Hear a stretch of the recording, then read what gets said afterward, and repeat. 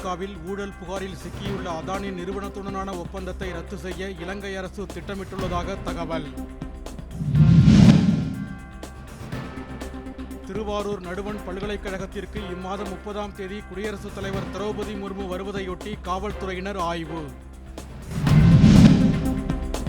வட இந்தியாவில் நிலவும் காற்று மாசுபாடு தேசிய அவசர நிலையாக கருதப்பட வேண்டும். நடுவண் அரசுக்கு ராகுல் காந்தி அறிவுறுத்தல்.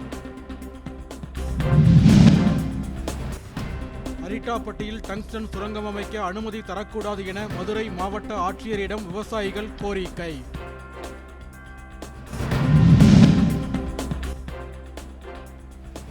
பழனி முருகன் கோவிலில் சிங்கப்பூர் நாட்டின் வெளியுறவு மற்றும் சட்டத்துறை அமைச்சர் காசி விஸ்வநாத சண்முகம் வழிபாடு. வீட்டுமனை பட்டா கோரி ராணிப்பேட்டை ஆட்சியர் அலுவலகத்திற்கு வந்தவர்கள் தடுத்து நிறுத்தம். காவல்துறையினருடன் வாக்குவாதம். குறிஞ்சிப்பாடியில் உள்ள தனியார் பள்ளியில் 15 சத்து மாத்திரைகளை ஒரே நேரத்தில் சாப்பிட்ட மாணவன் மருத்துவமனையில் அனுமதி. நாளை நடைபெறும் கிராம சபை கூட்டங்களில் வடகிழக்கு பருவமழை பாதுகாப்பு நடவடிக்கை குறித்து விவாதிக்க தமிழக அரசு அறிவுறுத்தல்.